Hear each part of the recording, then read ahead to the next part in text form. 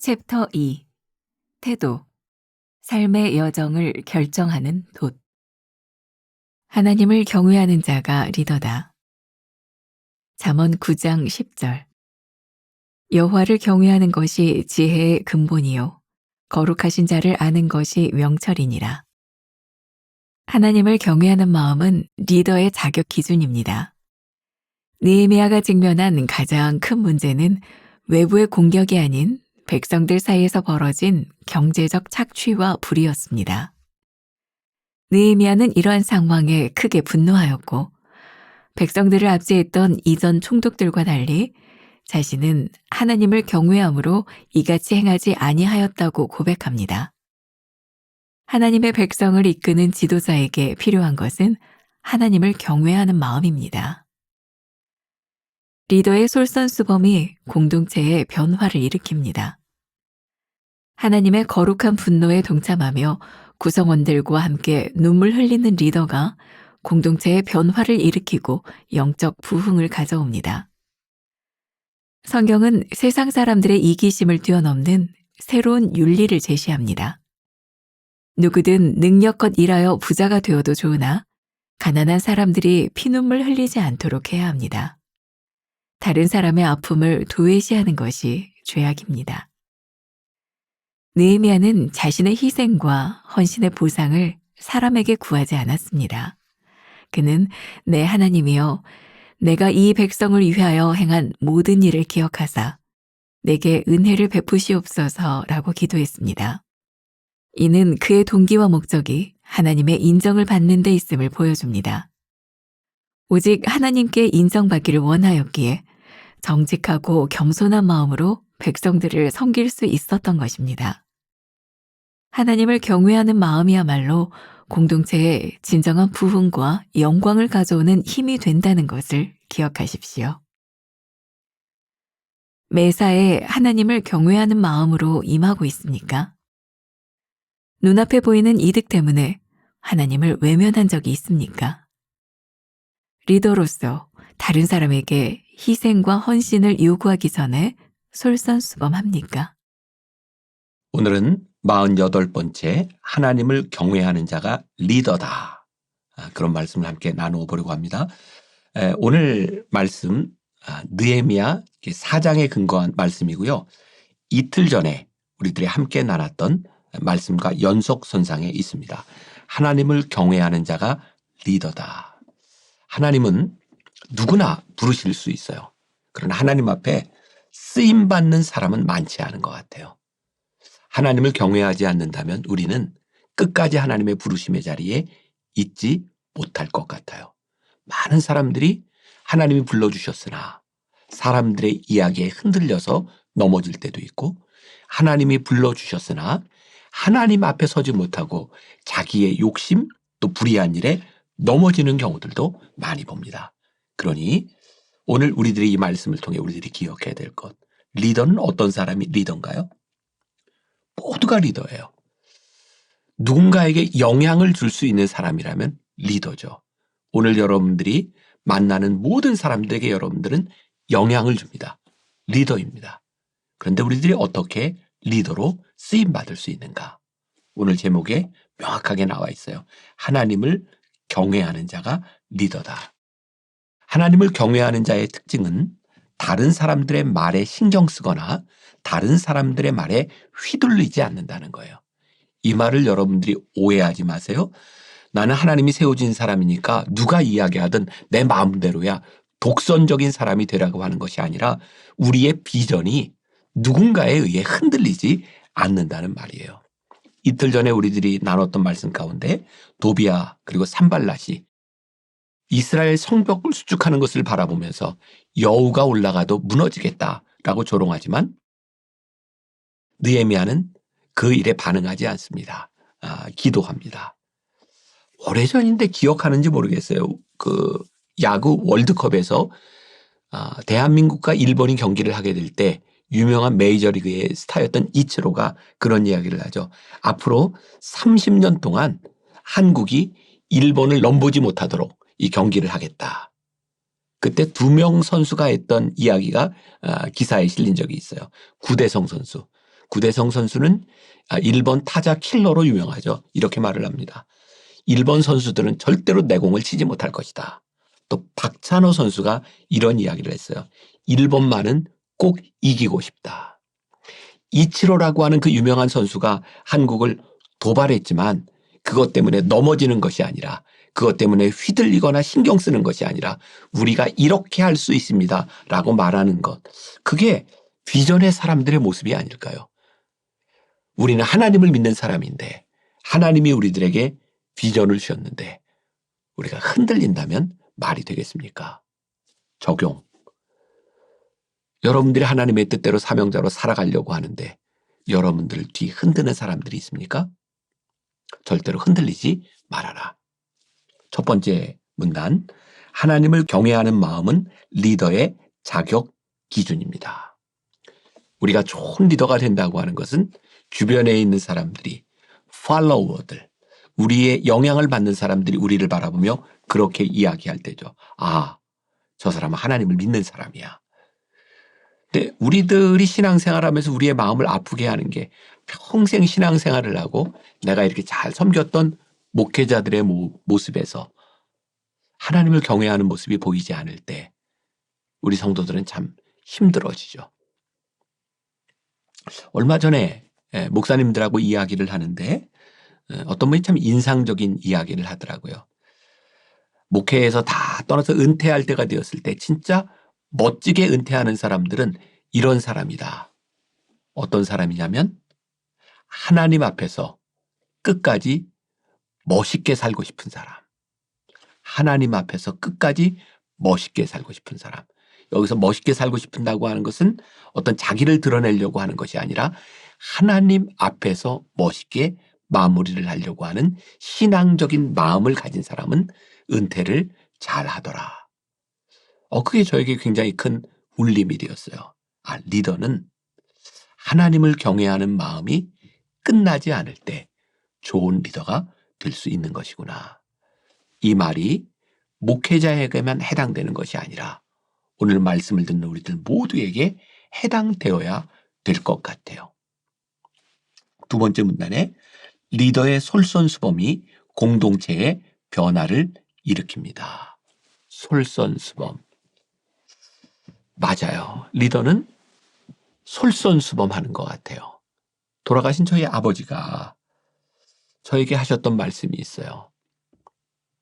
설교자는 사는 것만큼밖에는 설교하지 못한다. 그리고 설교자는 완전해서 설교하는 것이 아니라 내가 설교하고 난 다음에 말씀대로 살려고 노력하는 것이 설교자다. 굉장히 무서운 이야기죠. 이렇게 설교를 하는데 듣고 있는 교인이 너나 잘하세요. 그리고 앉아있다면 얼마나 힘든 일일까. 좋은 리더가 된다고 하는 것은 우리의 신앙적인 면에서 우리가 완전할 수 없지만 우리의 공동체 안에서 솔선수범하는 모습들이 아닐까. 솔선수범은 꼭 우리들이 잘하는 것만을 솔선수범하는 게 아닌 것 같아요. 우리의 부족함을 드러내고 회개하고 연약함을 하나님 앞에 아뢰는 그 일에도 솔선수범할 때, 가끔 우리들이 착각하는 게 있죠. 리더는 힘이 있어야 된다고. 근데 저는 목회를 하면서 깨닫게 되는 게, 제가 힘을 쓰려고 할 때보다 힘이 없을 때, 또 성도들이 긍휼한 마음을 가질 때 더 좋은 리더십을 발휘하게 되는 것 같아요. 우리가 힘으로 사람을 끌어가는 것이 아니라 마음을 얻는다고 하는 것은 우리의 힘에 있는 것이 아니라 부족함을 드러내는 것에 있는 것이 아닐까. 그럼 제가 노력하는 것 중에 하나인데, 제가 설교를 할 때면 교인들에게 여러분이 말씀 가운데 이렇게 사세요, 이렇게 변화되세요, 교인들에게 요구하기보다 이 말씀이 나에게는 어떻게 적용되지? 자기 성찰을 먼저 하려고 노력해요. 자, 제가 강조하면 노력합니다. 온전하거나 완전할 사람 아무도 없으니까. 그러나 노력해요. 그리고 설교하다 가끔 교인들이 참 좋아하는 건, 목회자가 부족하고 실수한 걸 드러낼 때면 교인들이 너무 좋아해요. 그렇게 통쾌해요. 맨날 혼나는 게 아니라 연약함이 있구나. 그러면서 이렇게 따라오게 되는 것 같아요. 리더의 솔선수범은 어떤 능력을 보이라고 하는 것이 아니라 하나님을 경외하는 마음으로 살아가는 것이 어떤 것인지를 보여주는 것이구나. 그러고 보니까 1907년 평양에서 있었던 대부흥운동이 그 회계에서부터 시작된 이유가 있는 것 같아요. 당시 평양 장대현 교회의 그 길선주 장로님, 나중에 이제 목사가 되지만 그때는 장로님이었어요. 그 교회 리더였어요. 집회에서, 사경회에서 길선주 장로님이 공개적으로 회개하기 시작할 때 그게 마음의 울림이 되었어요. 이게 뭐예요? 영적 영향력이 퍼져나간 거예요. 그때 길선주 장로님은 리더가 되는 거예요. 강력한 영향력을 줄 수 있는 것. 그 영향력이 힘에서 나온 것이 아니라 회개에서부터 비롯한 것이었어요. 1903년 원산 대부흥운동, 토마스 하디가 집회에서 선교사로서 자기가 잘못했던 일, 한국 사람들을 무시했던 그 일을 하나님 앞에서 회개하기 시작할 때 부흥의 역사들이 일어나기 시작했어요. 공동체의 변화가 일어나기 시작했어요. 혹시 여러분들이 꿈꾸고 있는 좋은 공동체, 여러분들이 몸담고 있는 공동체, 우리가 몸담고 있는 이 교회가 변화되기를 원한다면 리더가 솔선수범해라. 리더는 누구라고요? 우리가 리더다. 세 번째, 느헤미야는 자기의 희생과 헌신의 보상을 사람에게 구하지 않았습니다. 오늘 느헤미야 5장 19절 말씀이 여러분들 책에 나와 있어요. 내 하나님이여, 내가 이 백성을 위하여 행한 모든 일을 기억하사 내게 은혜를 베푸시옵소서. 느헤미야는 이스라엘 민족의 지도자로 이 시간들을 지나가며 사람들에게서 어떤 보상을 받으려고 한 것이 아니라 하나님, 나에게 은혜를 주옵소서. 끝까지 하나님의 은혜를 구하는 마음이 끝나지 않을 때 그 헌신이 거짓되지 않은 거예요. 저도 여기에서 자유로울 수 있는 사람이 아니죠. 그리고 우리 모두가 자유로울 수 있는 사람이 아니에요. 우리는 우리의 삶의 헌신까지는 해요. 그런데 어느 순간부터 내가 한 헌신에 대하여 보상을 요구할 때가 있어요. 내가 이쯤 했으니, 내가 평생 우리 가족이 2대 3대 이 교회에서 이렇게 헌신했으니 나에게 이 정도의 보상은 있어야 되는 것 아닌가. 우리가 흔히 이야기하는 말로 내 지분이 이만큼은 되지 않는가라고 말하는 순간 우리의 헌신이 끝나버리는 거예요. 왜? 그것은 헌신이 아니라 나를 위한 일이 돼버리니까. 그러니까 헌신은 끝까지 헌신하는 거예요. 보상을 바라게 될 때 그 헌신은 가짜가 되고 위선이 되는 거예요. 헌신을 한다고 하는 것은 또 우리들이 어떤 마음으로 우리들이 살아가느냐에 대한 부분이겠죠. 제가 우리 목회자들에게 종종 이런 얘기를 합니다. 우리가 교인들을 목양한다고 하는 것은 우리들 눈에 보이는 교인들을 목양하는 것, 그것보다 더 중요한 것이 있는데 우리들 눈에 보이지 않는 사람들, 우리들이 신방을 하고 우리에게 신방을 요청하는 사람들뿐만 아니라 신방조차 요청하지 못하는 그 사람들이 눈에 보이기 시작할 때 그게 목양입니다.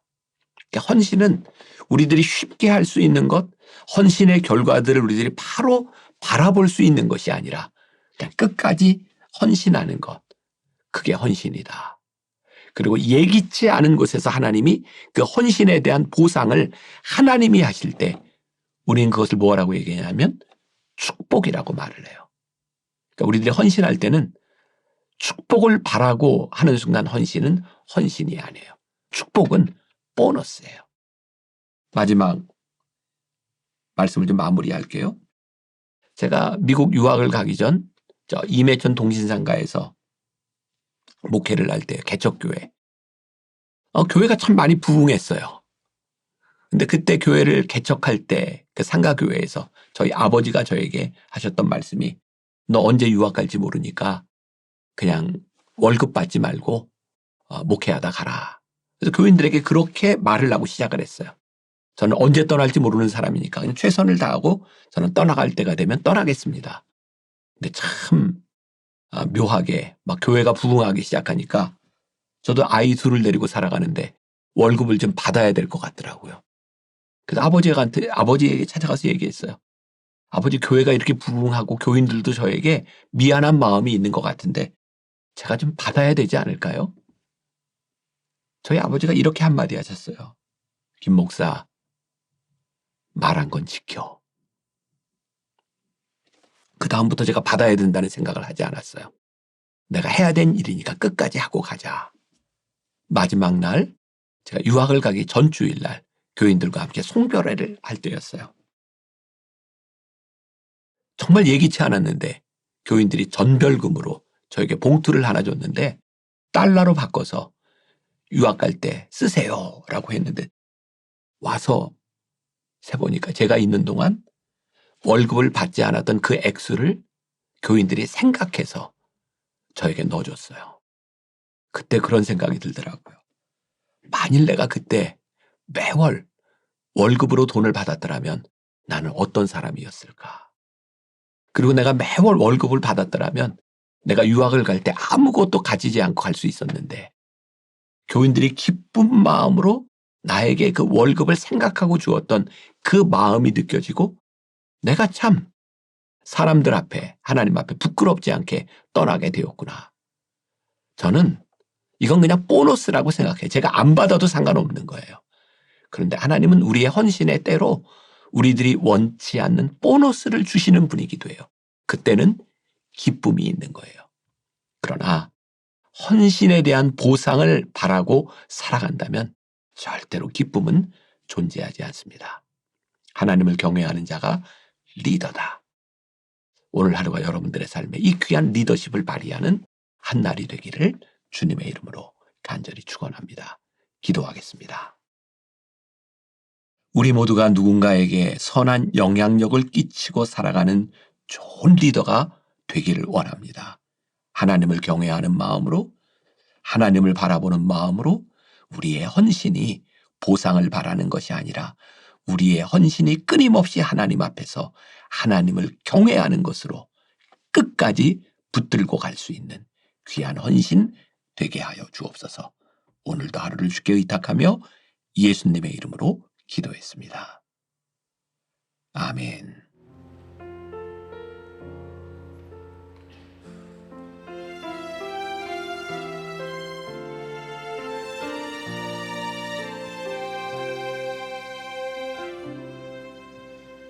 메마른 영혼을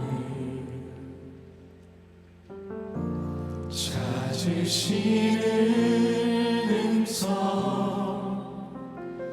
따스한 숨결로 시선으로 내 이름을 부르시네. 시린 세상 속에 홀로 서 있던 나 비로소 느끼네 그의